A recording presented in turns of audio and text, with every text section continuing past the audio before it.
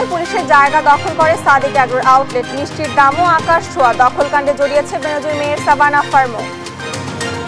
মতিউরের ৬ কোটি টাকার মালিক রাজস্ব কর্মকর্তা আরজিনা খাতুন ৩ বছরে ৫০০ ভরি স্বর্ণ কেনার অভিযোগ। গ্রাহকের পাওনা টাকা ফেরত না দিয়ে ইবালির নতুন কৌশল। ফ্লাইট এক্সপার্ট সহ বহু কোম্পানিতে বিনিয়োগ। কাছের বন্ধুদের সঙ্গেও রাসেলের প্রতারণা। বাজেট যথাযথ বাস্তবায়নে সবাইকে যত্নবান হওয়ার আহ্বান প্রধানমন্ত্রীর। বৈশ্বিক পরিস্থিতি বিবেচনায় কৃচ্ছ্রতা সাধন করতে হবে। এবং কোটা বাতিল ও পেনশন স্কিমে স্থবির বিশ্ববিদ্যালয়। আজ আন্দোলনরত শিক্ষক নেতাদের সঙ্গে বৈঠক করবেন ওবায়দুল কাদের।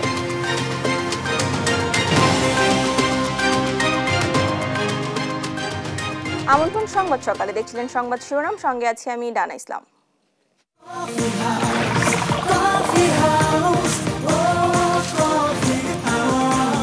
কফি হাউস, প্রতি চুমুকে আড্ডা জমে। এবারে বিস্তারিত। গুলশানে ডিপ্লোম্যাটিক সিকিউরিটি ডিভিশনের জায়গা দখল করেই আউটলেট গড়েছে সাভানা এবং সাদিক অ্যাগ্রো। সাবেক আইজিপি বেনজির প্রভাব খাটিয়ে মেন নামে সাভানা ফার্ম প্রোডাক্টস ও সাদিক অ্যাগ্রোর আউটলেট গড়ে তোলেন। সাদিক অ্যাগ্রো এই আউটলেটেই অতি চড়া দামে ভোক্তাদের ঠকানো হচ্ছে। দিনের পর দিন এমনটাই চলতে থাকলে তা দেখার যেন কেউ নেই। নূপুর মাহমুদের অনুসন্ধানী প্রতিবেদন। কোটি টাকার গরু ও ১৫ লাখে ছাগল বিক্রি করে ক্ষান্ত হয়নি সাদিক অ্যাগ্রো। তাদের তৈরি মিষ্টি ও বেকারি পণ্যের দামও চড়া। গরুর খামারের আড়ালে খাঁটি দুগ্ধজাত পণ্যের নামে ভোক্তাদের সঙ্গে প্রতারণা করছে তারা। তাদের প্রতিটি পণ্যের দাম আকাশ ছোঁয়া, অভিজাত যে কোনো প্রতিষ্ঠানের চেয়ে অনেক বেশি। এসব পণ্যের বিষয়ে নেই নিয়ন্ত্রণ সংস্থাগুলোর কোনো অনুমোদন, নেই মানের কোনো বালাই, শুধু মুখরোচক আর চাকচিক্যের দোহাই দিয়েই ভোক্তাদের ঠগিয়ে আসছে সাদিক অ্যাগ্রো। খামারে দুধ দেশি গরুর দুধ দিয়েই বানায় না, তাই না? যেমন দেশি গরু গ্রামের ১২০ টাকা কেজি, উনি তোমার খামার তো ৮০ টাকা কেজি দুধ, তোমার উন্নত কেমন হলো? সাদিক অ্যাগ্রো এখানে ওরা সব কিছুর দামই বেশি রাখে, অতিরিক্ত দাম রাখে। এখানে নাস্তা খাইতে গেলে ২৫০ টাকা লাগে। এ বিষয়ে দেশ টিভিটি মোহাম্মদপুরের ৭ মসজিদ রোডে সাদিক অ্যাগ্রোর বেকারিতে গেলে ভিতরে ঢুকতে বাধা দেয় প্রতিষ্ঠানটির কর্মীরা। তালা দেওয়া হয় কারখানায়। গোপনে ধারণ করা ছবিতে দেখা যায় নোংরা স্যাঁতস্যাঁতে পরিবেশে তৈরি করছে নানা ধরনের পণ্য। এলাকাবাসী বলছেন সাদিক অ্যাগ্রোর কোনো পণ্যই খান না তারা। দাম নিয়েও রয়েছে বিস্তর অভিযোগ। যেরকম পরিবেশে আমরা থাকি আমরা ওইরকম দামি আমরা যাই, ওরকম ফাস্টফুডে বা ওরকম আমরা তো কিনি না, যাই না। মোহাম্মদপুরের নবীনগর হাউজিংয়ে আছে সাদিক অ্যাগ্রোর আরেকটি বেকারি কারখানা। দেশ টিভির উপস্থিতি দেখে গেটে তালা ঝুলিয়ে দ্রুত সটকে পড়েন শ্রমিকরা। এদিকে গুলশান ২-এ পুলিশের ডিপ্লোম্যাটিক সিকিউরিটি ডিভিশনের জায়গা দখল করে আউটলেট বসিয়েছে সাদিক অ্যাগ্রো। অভিযোগ আছে সাবেক আইজিপি বেনজির এবং সাদিক অ্যাগ্রো মিলে জায়গাটি দখল করেন। সাদিক অ্যাগ্রোর আউটলেটের পাশাপাশি রয়েছে বেনজিরের মেয়ের নামে সাভানা ফার্ম প্রোডাকশন আউটলেট। গুলশানের আউটলেটের বিষয়ে জানতে চাইলে কথা বলতে চান না বলে জানান সাদিক অ্যাগ্রোর ম্যানেজার। আমাদের মালিক পক্ষ আছে, আপনি ওখানে গিয়ে ইনভেস্টিগেশন করেন, এটা তো শোরুম, এখানে এসে তো কিছু তেমন বলার নেই। টিআইবির নির্বাহী পরিচালক ডক্টর ইফতেক খায়রুজ্জামান বলছেন অসহায়ত্বের সুযোগে সাধারণ ভোক্তাকে ঠকানো দুর্নীতির শামিল। গ্রাহক কেন তার কাছ থেকে কিনবে? আরেক জায়গায় যেখানে অর্ধেক মূল্যে পাওয়া যায় সেখানে গ্রাহক যাবে না কেন? অর্থাৎ এখানে কিন্তু আমাদের উভয় পক্ষেরই দায় আছে, এটা অস্বীকার করার উপায় নেই। তবে যেহেতু প্রতারণামূলকভাবে এরকম অতি মূল্য বিনিময়ে এসে বিক্রয় করছে, তাকেও জবাবদিহিতার আওতায় আনতে হবে। পণ্য মূল্য নিয়ে সাদিক অ্যাগ্রোর প্রতারণায় অসহায় সাধারণ ভোক্তারা, তবে এ বিষয়ে নির্বিকার কর্তৃপক্ষ। নূপুর মাহমুদ, দেশ টিভি, ঢাকা। হাজার কোটি টাকার মালিক সাবেক রাজস্ব কর্মকর্তা মতিউর রহমানের সঙ্গে ঘনিষ্ঠ সম্পর্ক রেখে ১০০ কোটি টাকার মালিক হয়েছেন আরেক রাজস্ব কর্মকর্তা আরজিনা খাতুন। ঢাকায় আলিশান ফ্ল্যাট, স্বর্ণ হীরার গয়না, পরিবারের সদস্যদের নামে জমির মালিক হয়েছেন মাত্র ৩ বছরে। দুদকে অভিযোগ পড়েছে এই কর্মকর্তার বিরুদ্ধে। আরজিনার সাথে মতিউরের ফোন আলাপও এসেছে দেশ টিভির হাতে। মহিউদ্দিন আহমেদের প্রতিবেদন, জানাচ্ছেন ফজলে আদিত্য। আরজিনা খাতুন রাজস্ব বোর্ডের মূসক মনিটরিং, পরিসংখ্যান ও সমন্বয় বিভাগের দ্বিতীয় সচিব। আগে ছিলেন চট্টগ্রাম কাস্টম হাউসের উপকমিশনার। ছাগলকাণ্ডের মতিউর আলোচনায় আসার পর ১০ জুন দুর্নীতি দমন কমিশনে আরজিনার বিরুদ্ধে অভিযোগ জমা পড়ে। বলা হয় মানি লন্ডারিং, স্বর্ণ চোরাচালান চক্রের সাথে জড়িত যোগসাজশ আছে তার। মিথ্যা তথ্য দিয়ে পণ্য আমদানি সহ নানা দুর্নীতির মাধ্যমে সম্পদ অর্জন করেন তিনি। অভিযোগ ধরে অনুসন্ধানে নামে দেশ টিভি। রাজধানীর মিরপুরে 2000 স্কয়ার ফিটের এই ফ্ল্যাট ক্রয় করতে তিনি ব্যাংক থেকে ঋণ গ্রহণ করেন। 2020 সালে ঋণ অনুমোদন হয় তার নামে, অথচ 1 বছর আগে এই ফ্ল্যাট কিনেন। 1,30,00,000 টাকায় ফ্ল্যাট কিনলেও রেজিস্ট্রেশনে দেখানো হয় 68 লাখ। ঋণ নিয়েছে 60 লক্ষ টাকা। গ্রামে 2 তলা বাড়িও করেছেন আরজিনা। আত্মীয় স্বজনের নামে ক্রয় করেছেন জমিও। জমির দলিলও এসেছে দেশ টিভির হাতে। 2018 সাল থেকে 2023 সালের মধ্যে 500 ভরি স্বর্ণ আর 50 ভরি ডায়মন্ড ক্রয় করার অভিযোগ ওঠে দুদকের অভিযোগে। 2022 সাল থেকে শেয়ার বাজারে বিনিয়োগ করছেন আরজিনা। একদিনে বিনিয়োগ করেন 10 লাখ। মতিউর রহমানের সাথে একটি ব্রোকারেজ হাউসে বিনিয়োগ করেছেন বলে অভিযোগে উল্লেখ করা হয়। মতিউর আরজিনার ব্যক্তিগত সম্পর্কের বিষয়টিও উঠে এসেছে ফোন আলাপে। প্রোগ্রাম ঠিক আছে? আচ্ছা, কালকে যাই। ওকে। আজকে একটু শুক্রবার তো, মানে কি বলে বের হব কোনো পাচ্ছি না। হ্যাঁ, বাসায় আছে তো, কালকে হলে ভালো হয়। কালকে তো থাকবে ঢাকায়, রবিবার সকালে যাবো, তাই কালকে গেলে ভালো হয় একটু। ঠিক আছে। কালকে মনে হয় পারবো না, তাহলে 13 তারিখ। 13 তারিখ মন খারাপ হলো? না, অসুবিধা নেই। একটু মানে শুক্রবার তো, কি মানে কোনো খুঁজে পাচ্ছি না, কি বলবো, বাইরে যে যাবো, আবার মাইন্ড মানে যদি কোনো সন্দেহ তৈরি হয়। সরকারি কর্মকর্তাদের অনিয়ম দুর্নীতি নিয়ন্ত্রণে সরকারকে আরো তৎপর হওয়ার পরামর্শ দেন টিআইবির নির্বাহী পরিচালক। এই ধরনের যারা অনিয়ম করছেন তারা কিন্তু যারা যে অনিয়ম করতে করতে সংস্থাগুলোকে এক ধরনের খাদের কিনারায় ঠেলে দিচ্ছেন, সেবা মান সর্বনিম্ন পর্যায়ে চলে যাচ্ছে ইত্যাদি একটা প্রেক্ষিত তৈরি হচ্ছে। সেটার জন্য যারা দায়ী তারাই কিন্তু, তাদের উপরে কিন্তু অর্পিত হচ্ছে এটা নিয়ন্ত্রণ করা। তো যার ফলে যারা যিনি নিয়ন্ত্রক তিনি যদি আসলে এই যে অপরাধের সুবিধাভোগী হন, সুরক্ষক হন, তাহলে তো সেটা নিয়ন্ত্রণ করা সম্ভব হয় না। তাকে ক্ষতিগ্রস্ত করার জন্য বিশেষ ব্যক্তি তার বিরুদ্ধে এসব ছড়াচ্ছে বলে দাবি করেন আরজিনা। ভাইয়া, নিউজটা কি মানে আমি কি আপনাদের সাথে আসতে পারি? আপনারা আমাকে দেখেন, আমার কি আছে সেটাও দেখেন। ভাইয়া, আমি আসলে আপনাকে আমি জানি না আমার কি বলা উচিত। আমি মানে জাস্ট আমি খুব অসহায় জীবন যাপন করছি। মতিউরের সাথে সম্পর্কের কারণে ক্ষমতার অপব্যবহার করে আরজিনা বিপুল পরিমাণ সম্পদের মালিক হয়েছেন। ফজলে আদিত্য, দেশ টিভি, ঢাকা। গ্রাহকের পাওনা টাকা ফেরত না দিয়ে ফ্লাইট এক্সপার্ট সহ নামে বেনামে বহু কোম্পানিতে বিনিয়োগ করেছেন ইভালির সিইও রাসেল। 4 বছর আগে কাছের পরিচিত বন্ধুদের কাছ থেকেও লভ্যাংশ নিয়ে মালিকানা দেওয়ার কথা বলে কয়েক কোটি টাকা হাতিয়ে নেওয়ার পর নিয়েছেন পোল্ট্রি। নতুন করে অর্ডারে পণ্য নিয়েও নানা ভেলকিবাজির অভিযোগ গ্রাহকদের। ইভালির নতুন প্রতারণা নিয়ে শাহাদাত নিশাদের 2 পর্বের ধারাবাহিকের আজ থাকছে প্রথম পর্ব। প্রতারণায় নিজ বন্ধুকেও ছাড়েননি ইভালির সিইও মোহাম্মদ রাসেল। রাসেলের ঘনিষ্ঠ বন্ধুদের একজন মনিরুল হাসান সবুজ। বন্ধুর বিপদে 2021 সালে মনিরুল সহ কয়েকজন তার হাতে তুলে দেন কয়েক কোটি টাকা, যার মধ্যে সবুজেরও রয়েছে 1,63,00,000 টাকা। চলতি বছর বিগ ব্যাংক অফার নিয়ে নতুন করে ইভালি চালুর সময়ও রাসেলের পাশে ছিলেন মনিরুল। তার কোম্পানি রূপসা কনগ্লোমারেট লিমিটেডের বেশ কিছু পণ্য কেনে ইভালি। বিগ ব্যাংক 5-এর অফারে সেসব পণ্যের বিজ্ঞাপন প্রচার করে লাইভ শেষ হলেই পল্টি নেয় রাসেল। মনিরুলের পণ্যগুলো 19 লাখ টাকা কিনে নেওয়ার কথা বলে নিজের ওয়্যার হাউসে নিয়ে বিজ্ঞাপন প্রচার করলেও কোনো টাকাই দেননি নিজ বন্ধুকে। পাওনা ফেরত চেয়ে বন্ধুর কাছ থেকে পাচ্ছেন হুমকি। আর আশেপাশে যত ভিউতে যা ক্যাপচার জন্য ছিল সবকিছু ছিল রূপসার প্রোডাক্ট। প্রথম দিনের মতো করেই সে লাস্ট ডেতেও আমাকে সে ইউজ করছে, যে ধরেন আমার প্রোডাক্টগুলো দিয়ে তার ওইখানে ডিসপ্লে করে সুন্দরভাবে করে সে ওইখানে লাইভ প্রোগ্রামটা শেষ করে। এরপর থেকে আর তার সাথে আমার কখনো কমিউনিকেশন হয় না, সে আমার ফোনও পিক করে না। মালিকানা দেওয়ার স্বপ্ন দেখিয়ে ইমরান নামে এক ব্যক্তির কাছ থেকে নগদ 44 লাখ টাকা সহ নানা পণ্যের অর্ডার মিলিয়ে রাসেল হাতিয়েছেন 1 কোটি টাকারও বেশি।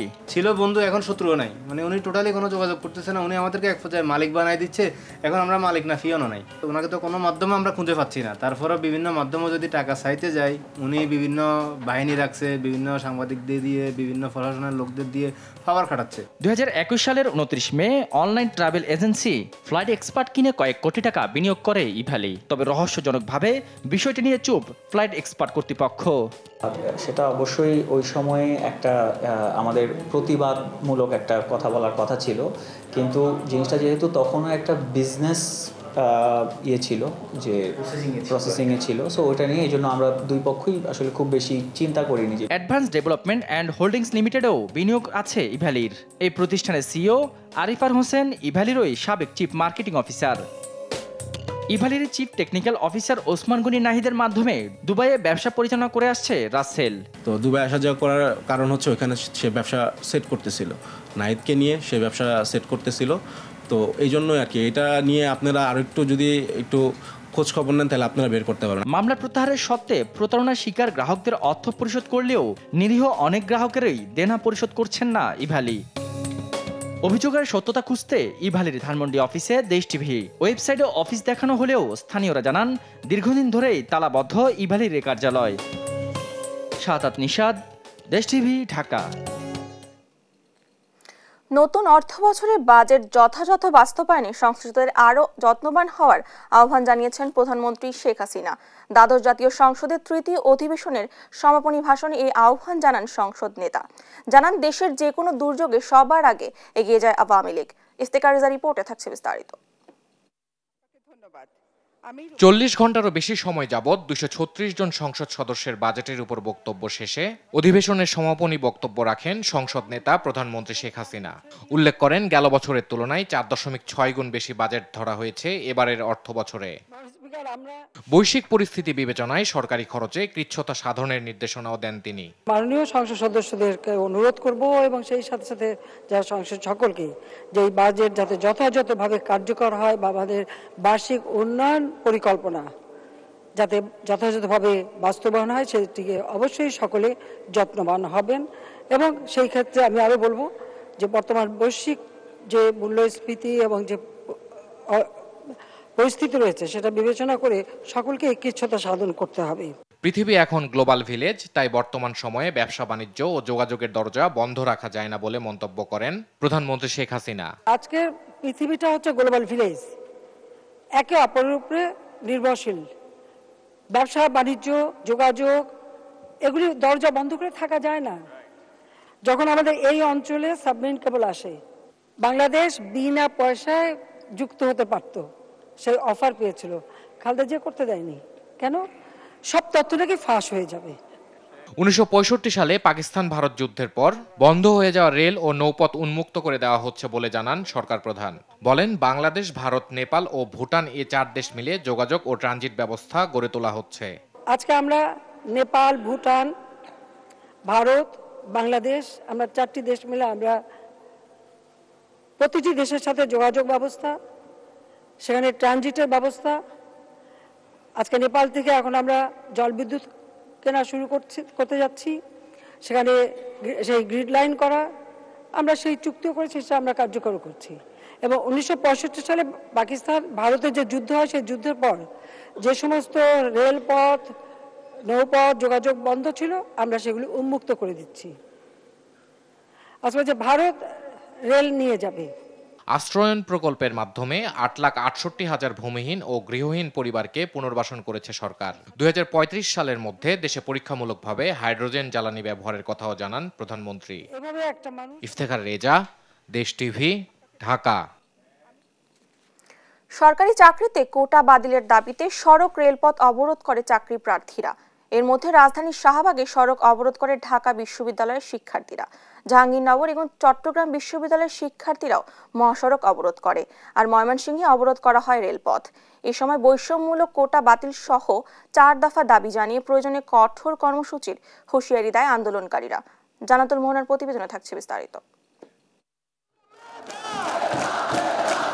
সরকারি চাকরিতে কোটা বাতিলের দাবিতে বেলা 4টার দিকে রাজধানী ঢাকার প্রাণকেন্দ্র শাহবাগে সমবেত হয় আন্দোলনকারীরা।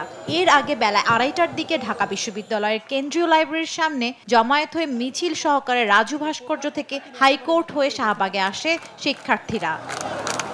এমন পরিস্থিতিতে শাহবাগ সহ পুরো রাজধানী জুড়ে সৃষ্টি হয় তীব্র যানজট। একদিকে স্লোগান, আরেকদিকে যানজটে বসে কেউ ঘুমায়, আবার কেউ বাদাম খেয়ে সময় পার করে কয়েক ঘন্টা। গণতান্ত্রিক একটি দেশে 56% 55% কোটা কখনোই থাকতে পারে না। মেধাভিত্তিক আমাদের সবাইকে চাকরির ক্ষেত্রে নিয়োগ দেওয়া হয়। নারী কোটা দিয়ে বরং আমার নারীর যোগ্যতাকে প্রশ্নবিদ্ধ করা হচ্ছে বলে আমরা আজকে রাজপথে আছি। শুধুমাত্র প্রতিবন্ধী কোটা ছাড়া কোনো কোটা থাকবে না। সরকারি চাকরির প্রথম থেকে চতুর্থ শ্রেণীতে বৈষম্যমূলক কোটা বাতিল সহ 4 দফা দাবিতে সোচ্চার আন্দোলনকারীরা। 56% কোটা পাকিস্তানের চেয়েও ভয়াবহ একটা বৈষম্য আমাদের মেধাবীদের সাথে। হাইকোর্ট যতদিন পর্যন্ত না 18-র পরিপত্র পুনর্বহাল করতেছে ততদিন পর্যন্ত আমাদের এই আন্দোলন চলবে। এদিকে একই দাবিতে জাহাঙ্গীরনগর বিশ্ববিদ্যালয়ের সামনে ঢাকা আরিচা মহাসড়ক অবরোধ করে শিক্ষার্থীরা। এ সময় কয়েক ঘন্টা যান চলাচল বন্ধ হয়ে যায়। ভোগান্তিতে পড়েন শত শত যাত্রী।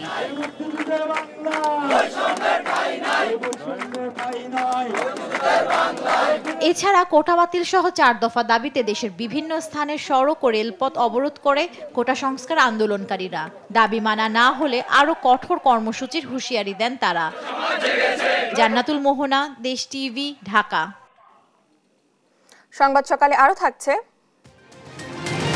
মেহেরপুর কুষ্টিয়া আঞ্চলিক মহাসড়ক নির্মাণ কাজে অনিয়মের অভিযোগ, কাজ শেষ না হতে মেহেরপুর অংশের 20 থেকে 25টি স্থানে ভাঙনের সৃষ্টি।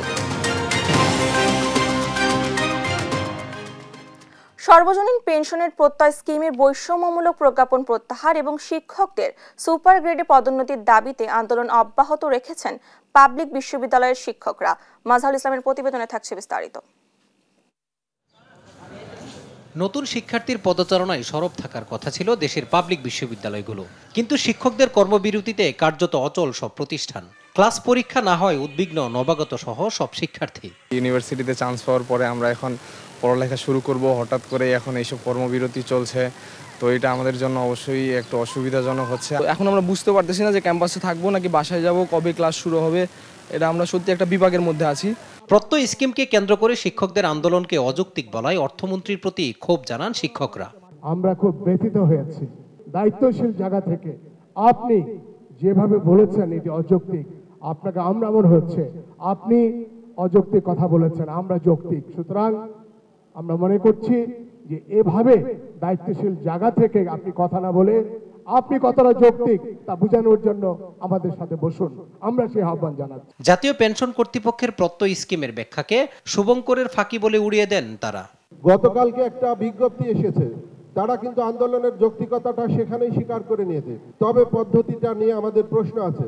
ঢাকা বিশ্ববিদ্যালয়ের শিক্ষকরা একটা বিজ্ঞপ্তির মাধ্যমে আমাদেরকে অবহিত করবেন কি কি সুযোগ সুবিধা আবার দিবেন, দেওয়ার মালিক তো আপনারা না। উন্নয়নের মহাসড়কের যে আত্মশ্লাঘা করছেন সেটাকে যদি সাস্টেইনেবল করতে চান এবং বৈশ্বিক চ্যালেঞ্জ মোকাবেলা করে চতুর্থ শিল্প বিপ্লবের উপযোগী মানব সম্পদ তৈরির যে প্রচেষ্টা নিচ্ছেন সেইটি যদি বাস্তবায়ন করতে চান তাহলে বিশ্ববিদ্যালয়ের শিক্ষকদের এই যৌক্তিক দাবি অবিলম্বে মেনে নিয়ে শিক্ষকদের শ্রেণীকক্ষ এবং গবেষণাগারে ফিরিয়ে যেতে প্রস্তুত করুন। এদিকে চলমান আন্দোলনের প্রেক্ষিতে বৃহস্পতিবার শিক্ষক নেতাদের সঙ্গে বৈঠক করবেন সড়ক পরিবহন ও সেতুমন্ত্রী ওবায়দুল কাদের। ঢাকা বিশ্ববিদ্যালয় শিক্ষক সমিতির সভাপতি জানান, বৈঠকে দাবির সুরাহা না হলে চলবে আন্দোলন। উনি ব্যাপারগুলো জানছেন, শুনছেন এবং উনি বলে আমি জানিও ব্যাপারটা, তো আমি বলছি প্রত্যেক স্কিম প্রত্যাহার করতে হবে, আমাদেরকে স্বতন্ত্র বেতন স্কেলে আনতে হবে, আমাদের সুপার গ্রেডটি দিতে হবে। আমরা আন্দোলন চালিয়ে যাব, ডায়লগও বসবো। আমাদের আন্দোলন পুরোপুরি সাকসেস না হওয়া পর্যন্ত আমরা ক্লাসরুমে যাব না। শিক্ষক কর্মকর্তা কর্মচারীদের আন্দোলনে অনিশ্চয়তার মুখে পড়েছে লাখ লাখ শিক্ষার্থীর ভবিষ্যৎ। মাজহারুল ইসলাম, দেশ টিভি, ঢাকা। দেখছেন সংবাদ সকাল। বগুড়ায় তুচ্ছ ঘটনায় বাড়ছে খুনের ঘটনা। জানুয়ারি থেকে জুন পর্যন্ত জেলায় শুধু খুনের মামলা হয়েছে 33টি, যার মাঝে রয়েছে 2টি জোড়া হত্যাকাণ্ড। প্রতিটি খুনের ঘটনায় মামলা ও আসামি গ্রেফতার হলেও নিয়ন্ত্রণে আসছে না পরিস্থিতি। তবে সবার চেষ্টায় পরিস্থিতির উন্নতি সম্ভব, এমনটাই বলছেন আইন শৃঙ্খলা বাহিনীর সদস্য ও সচেতন নাগরিকরা। বগুড়া প্রতিনিধি সঞ্জু রায়ের প্রতিবেদন। হঠাৎ করেই উত্তরবঙ্গের প্রাণকেন্দ্র বগুড়ায় ঘটছে একের পর এক হত্যাকাণ্ড। জানুয়ারি থেকে জুন পর্যন্ত 6 মাসে জেলায় খুনের ঘটনা ঘটেছে 33টি। জেলা পুলিশের তথ্য অনুযায়ী বগুড়ায় জানুয়ারিতে হত্যা মামলা হয়েছে 7টি, ফেব্রুয়ারিতে 10, মার্চে 4, এপ্রিলে 3, মে মাসে 2 এবং জুনে 2টি জোড়া হত্যাকাণ্ড সহ হত্যা মামলা হয়েছে 60টি। 1 জুন আবাসিক হোটেলে সৈনিক স্বামীর হাতে স্ত্রী এবং 11 মাস বয়সী সন্তানকে গলা কেটে নৃশংসভাবে হত্যার ঘটনা ঘটে। কিন্তু কিছুতে গোলাপী বেগম ভুলতে পারছেন না হত্যার শিকার মেয়ে আশামণি ও নাতিকে। ওর ধর্ম ওর কাছে আমি চাই ন্যায্য বিচার। আমার মেয়ের হত্যার বদল হত্যা এবং রাফি খুনের দায় আমি সবাইকে চাই জেলখানা। গেল 17 জুন ঈদের রাতে বগুড়া শহরের চকরপাড়ায় ঘটে আরেকটি জোড়া খুনের ঘটনা। পায়ে বিদ্ধ বুলেট অবস্থায় চোখের সামনে দুই বন্ধুকে কুপিয়ে হত্যার দুর্বিষহ স্মৃতি নিয়ে হাসপাতাল থেকে কিছুদিন আগে বাড়ি ফিরেছেন আবু হোসাইন। ওই তোমার পাশে দাঁড়িয়ে থেকে দেখি যে আমার বন্ধু রোমন শুয়ে থেকে এরকম করে আসতেছে হাতের সাহায্য নিয়ে। তখনই ওই একটা ওয়ালের পাশে পড়ে যায়। তখন আমার দিকে 2-3 জন দৌড়ে আসে, আর তখন আমি দৌড় মারি। প্রথমে গুলিটা আমার ছেলের পায়ে লাগে, 3-4 গুলি মিস হওয়ার পরে তখন আমার ছেলে দৌড় মারে, পেছনে যে 2 জন ছিল সেই 2 জনকে গুলি করে ফেলে নির্মমভাবে হত্যা করা হয়। এছাড়া চলতি বছরে বগুড়া পৌরসভার এক কাউন্সিলর ও কাহালুর এক ইউপি মেম্বারও জড়িয়েছেন হত্যাকাণ্ডে। এমন পরিস্থিতিতে আইন শৃঙ্খলা বাহিনীর কার্যক্রম জোরদার এবং মানুষকে আরও ধৈর্যশীল হওয়ার আহ্বান জানিয়েছেন সচেতন নাগরিকরা। আমাদের উচিত, পরিবারের উচিত প্রত্যেকটা বাচ্চাদেরকে যে কোনো না কোনো সংগঠনের সাথে সম্পৃক্ত রাখা এবং পারিবারিক মূল্যবোধ, সামাজিক মূল্যবোধ দিয়ে বাচ্চাদেরকে বড় করা। আর নিরাপত্তা নিশ্চিতে পুলিশি ও গোয়েন্দা তৎপরতা বাড়ানো হয়েছে জানান জেলা পুলিশ সুপার। জুন মাসে আমরা দেখছি যে এই সংখ্যাটি বৃদ্ধি পেয়েছে। এই জুন মাসে 9টি হত্যাকাণ্ড সংঘটিত হয়েছে। প্রবণতার যে বিষয়গুলো সেগুলো মাথায় রেখে আমরা বিভিন্ন জায়গায় কৌশলগতভাবে আমরা বিভিন্ন ব্যবস্থা নিচ্ছি। বগুড়ায় 2022 সালে 89টি ও 2023 সালে 77টি হত্যাকাণ্ড সংঘটিত হয়। সঞ্জু রায়, দেশ টিভি, বগুড়া। সংবাদ সকালে আরো থাকছে। আজ যুক্তরাজ্যের সাধারণ নির্বাচন, রেকর্ড 34 বাংলাদেশি বংশোদ্ভূত সহ লড়ছেন 4515 জন প্রার্থী। মেহেরপুর কুষ্টিয়া আঞ্চলিক মহাসড়কে নির্মাণ কাজে উঠছে অনিয়মের অভিযোগ। একদিকে চলছে নির্মাণ কাজ, অন্যদিকে দেখা দিয়েছে ভাঙন।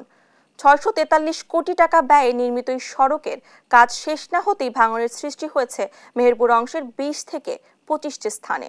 স্থানীয়দের অভিযোগ, নিম্নমানের উপকরণ সামগ্রী দিয়ে সড়ক তৈরির কারণে ঘটেছে এমন ঘটনা, জানিয়ে ক্ষুব্ধ স্থানীয়রা। নাহিদ হাসান তিতাসের রিপোর্টে থাকছে বিস্তারিত। 643 কোটি টাকা ব্যয়ে মেহেরপুর কুষ্টিয়া আঞ্চলিক মহাসড়কের প্রশস্তকরণ ও সংস্কার কাজ শুরু হয় 2022 সালে, যা শেষ হওয়ার কথা রয়েছে 2024 সালের নভেম্বরে। তবে কাজ শেষ হওয়ার আগেই সড়কের বিভিন্ন স্থানে দেখা দিয়েছে ভাঙন। গত 2-1 দিনের সামান্য বৃষ্টিতেই উঠে গেছে কার্পেটিং, দেখা দিয়েছে মেহেরপুর অংশের 20 থেকে 25টি স্থানে ভাঙন। রাস্তার যে কাজ করছে সে মাটিতে সব ঢেসকি চলে যাচ্ছে। রাস্তার সাইডে দেখেন কোনো মাটি নাই, কোনো ঝজি নাই, কোনো পাঁচিল নাই। সামান্য একটা বৃষ্টির কারণে আমরা দেখছি সড়ক ভেঙে যাচ্ছে। স্থানীয়দের অভিযোগ, ঠিকাদারি প্রতিষ্ঠানের অনিয়ম ও নিম্নমানের উপকরণ সামগ্রিক দিয়ে সড়ক তৈরির কারণেই ঘটেছে এমন ঘটনা, জানিয়ে ক্ষুব্ধ তারা। রাস্তার কাজ সঠিক হয়নি, সাইডে মাটি না থাকলে, বল না থাকলে কি দেউ থাকবে? অনেক নিম্নমানের ইট দিয়ে এই রাস্তা তৈরি করা হয়েছে। মাটিতে ঠাসেও নি কিছু না, উপরেও নি, খালি পিচ ঢেরি হয়ে যায়। আর সড়ক নির্মাণে অনিয়মের অভিযোগ অস্বীকার করে জহিরুল কনস্ট্রাকশনের এই ঠিকাদার বলছেন, বৃষ্টির কারণেই এমন ঘটনা ঘটেছে, যা পুনরায় সংস্কার শুরু করেছেন তারা। নিয়মমাফিকভাবে কাজ হয়েছে এবং এখানে কোনো নিম্নমানের কোনো কাজ হয়নি। যদি বৃষ্টি হয়েছে, হয়তো ড্রেন কাজ হয়েছে বা জায়গায় হয়তো মাটি একটু ভেঙে গেছে, সেগুলো তো আবার আমরা এখন কাজ চলমান আছে, কাজ তো চলছে। তবে সড়ক ও জনপথ বিভাগের কর্মকর্তারা বলছেন, ঠিকাদারি প্রতিষ্ঠানের লোকজনদের সাথে নিয়ে ভাঙনের স্থানগুলো পরিদর্শন করেছেন তারা। দ্রুত সংস্কারের নির্দেশও দেওয়া হয়েছে তাদের। আমি সংশ্লিষ্ট যে ঠিকাদার ছিল সেই ঠিকাদারকে নিয়ে আমি গতকালকে গেছিলাম সাইটে। ওখানে কয়েকটা জায়গায় বেশ গর্তের সৃষ্টি হয়েছে, সেটা আমরা দেখেছি। তারা সেগুলো মেরামত করে দেবে এবং কাজ চলমান আছে। 643 কোটি টাকা ব্যয়ে নির্মিত এ সড়কের কাজ শেষ না হওয়ার আগেই এমন ভাঙনে প্রশ্ন উঠেছে ঠিকাদারি প্রতিষ্ঠানের কাজের মান ও তদারকির দায়িত্বে থাকা সড়ক বিভাগের ভূমিকা নিয়ে। নাহিদ হাসান তিতাস, দেশ টিভি। দেখছেন সংবাদ সকাল। গাইবান্ধার সুন্দরগঞ্জে নির্মাণাধীন বেলকা ঘাট সেতুর কাজ শেষের আগেই দেবে গেল 2টি পিলার। এতে চরম ঝুঁকি নিয়ে সেতুর উপর দিয়ে বারবার হচ্ছেন এলাকাবাসী। ঠিকাদারদের বিরুদ্ধে তাদের অভিযোগ, সেতুটি নির্মাণে নিম্নমানের সামগ্রী ব্যবহারের পাশাপাশি করা হয়েছে পরিকল্পনাহীনভাবে। সহকর্মী SM ময়নুল হুদার তথ্যচিত্রে ফারিয়া ইসলামের ডেস্ক রিপোর্ট। 2022-23 বার্ষিক উন্নয়ন কর্মসূচির আওতায় এডিপির জেলা পরিষদের অর্থায়নে সুন্দরগঞ্জ উপজেলায় তিস্তা শাখা নদীর উপর একটি সেতু নির্মাণের কাজ পায় ঠিকাদারি প্রতিষ্ঠান ছানা এন্টারপ্রাইজ। সে বছরই 28,95,000 টাকা বরাদ্দে কাজ শুরু করে প্রতিষ্ঠানটি। এ পর্যন্ত সেতুর নির্মাণ কাজ শেষ হয়েছে 90%। সেতুটির পাটাতনে সিমেন্টের স্ল্যাবের পরিবর্তে ব্যবহার করা হয়েছে কাঠ, দেওয়া হয়নি কোনো নিরাপত্তা রেলিং। এ অবস্থায় ঝুঁকি নিয়ে এই সেতু দিয়ে যাতায়াত শুরু করে স্থানীয়রা। সম্প্রতি ডেবে যায় সেতুটির পিলার। দুই পারের বাসিন্দারা এই সেতু নির্মাণে নিম্নমানের সামগ্রী ব্যবহারের অভিযোগ তুলেছে ঠিকাদারি প্রতিষ্ঠানের বিরুদ্ধে। এই ব্রিজ হয়ে কোনো লাভ হলো না, এই ব্রিজটা ভাঙি গেল, এটা তো আমাদের আর দুর্ভাগ্যজনক। নামার পরে দেখি আমি ডুব দিয়েছিলাম, দেওয়ার পরে ওই যে সিঁড়িটা ছিল এত দূর উপরেই, নিচ দিয়ে কোনো মাটি নেই। যেটা আমাদের কাজ হওয়ার কথা সে কাজ হয়নি।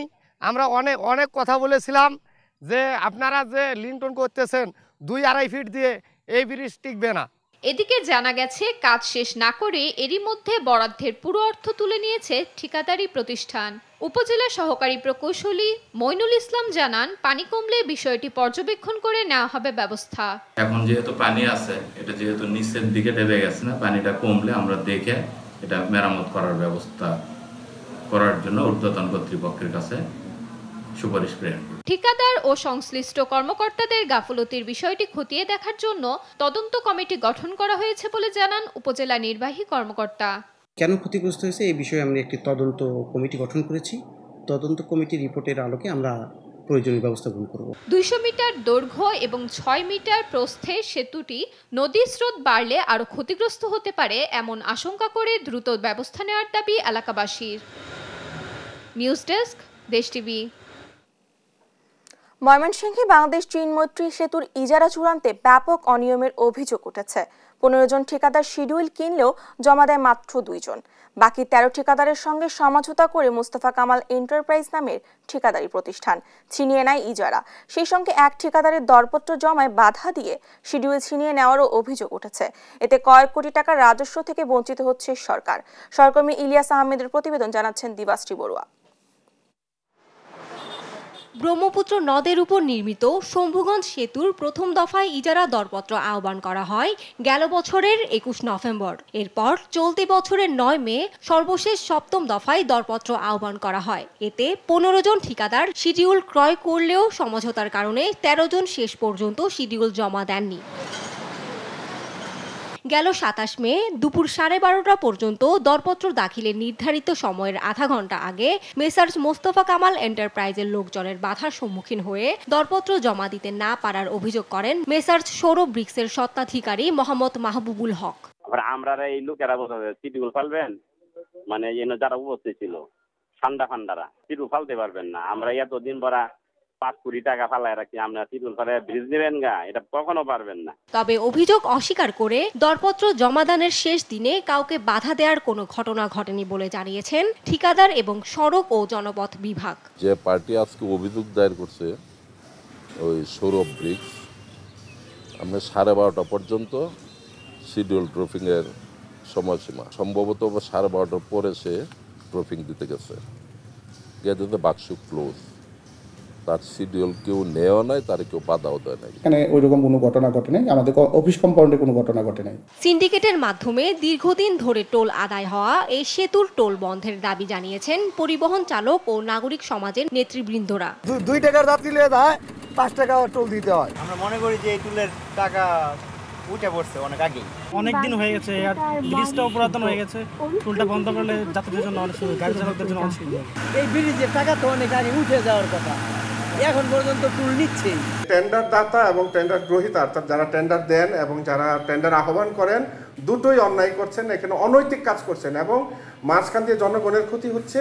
যদি জনগণের ক্ষতি হচ্ছে না, সরকার যে রাজস্বটি পেত সেটিও প্রকৃত রাজস্বটি পাচ্ছে না। 1991 সালে ব্রহ্মপুত্র নদের উপর 72 কোটি টাকা ব্যয়ে 455 মিটার দৈর্ঘ্য বাংলাদেশ চীন মৈত্রী সেতুটি নির্মাণ করা হয়েছিল। নিউজ ডেস্ক, দেশ টিভি। দেখছেন সংবাদ সকাল। এবারে আন্তর্জাতিক প্রসঙ্গ। যুক্তরাজ্যের সাধারণ নির্বাচন আজ। হাউস অব কমন্সে 650টি আসনের বিপরীতে বিভিন্ন দল স্বতন্ত্র মিলিয়ে লড়ছেন 4515 জন প্রার্থী। লড়াইটা হবে মূলত কনজারভেটিভ ও লেবার পার্টির মধ্যে। জনমত জরিপ বলছে রেকর্ড ব্যবধানে জয় পেতে যাচ্ছে লেবার পার্টি। এবার নির্বাচনে লড়ছেন রেকর্ড 34 বাংলাদেশি বংশোদ্ভূত প্রার্থী। বিস্তারিত রায়হান কবির শুভ্রর ডেস্ক রিপোর্ট। সকল জল্পনা কল্পনা শেষে রাত পোহালেই অনুষ্ঠিত হবে যুক্তরাজ্যের সাধারণ নির্বাচন। ভোটের সময় নির্বাচনী ইস্যু সহ একাধিক কারণে আলোচনার কেন্দ্রবিন্দুতে রয়েছে যুক্তরাজ্যের এবারের নির্বাচন। এই নির্বাচনে দাঁড়িয়েছেন রেকর্ড সংখ্যক প্রার্থী। ইংল্যান্ড, ওয়েলস, স্কটল্যান্ড এবং উত্তর আয়ারল্যান্ড জুড়ে 650টি নির্বাচনী এলাকায় লড়াই করবেন 4500রও বেশি প্রার্থী। দেশটির নির্বাচনে এবার লড়ছেন 34 জন বাংলাদেশি বংশোদ্ভূত প্রার্থী, যার মধ্যে একক দল হিসেবে বিরোধী লেবার পার্টি থেকে প্রতিদ্বন্দ্বিতা করছেন সর্বোচ্চ 8 জন। তাদের মধ্যে অন্যতম বেতনাল গ্রিন অ্যান্ড স্টেপনি আসন থেকে এবারও লড়ছেন রুশনারা আলী, আর হ্যামস্টেড অ্যান্ড কিলবার্ন আসনে লড়ছেন বঙ্গবন্ধুর নাতনি টিউলিপ সিদ্দিক। এবারের নির্বাচনে কেয়ার স্টারমারের লেবার পার্টি রেকর্ড ভাঙা জয় পেতে যাচ্ছে বলে স্বীকার করেছে দীর্ঘ 14 বছর ধরে ক্ষমতায় থাকা দল কনজারভেটিভ পার্টি। এর মাধ্যমে ভোট কেন্দ্রগুলো ভোটারদের জন্য খুলে দেওয়ার আগেই পরাজয় স্বীকার করে নিয়েছে কনজারভেটিভ পার্টি। এটা নিশ্চিত যুক্তরাজ্যের নির্বাচনে এবার রেকর্ড সংখ্যাগরিষ্ঠতা পাবে লেবার পার্টি। অন্যদিকে কনজারভেটিভদের আসন 100 আসনের নিচে নেমে যাবে। তবে এর মানে এই নয় যে কনজারভেটিভরা পুরোপুরি শেষ হবে। সার্ভেশনের নির্বাচন বিশ্লেষণ বলছে পার্লামেন্টের 650টি আসনের মধ্যে অন্তত 484টিতে জয় পাবে লেবার পার্টি, আর ক্ষমতাসীন দলটি এবার পেতে পারে মাত্র 64 আসন। যদি এমনটা হয় তবে এটাই হবে দলটির ইতিহাসের সবচেয়ে লজ্জাজনক হার, যার মাধ্যমে প্রধানমন্ত্রীর ক্ষমতা যাচ্ছে ডানপন্থী লেবার পার্টির নেতা কেয়ার স্টারমারের হাতে। রায়হান কবির শুভ্র, নিউজ ডেস্ক, দেশ টিভি। এবার খেলার সংবাদ।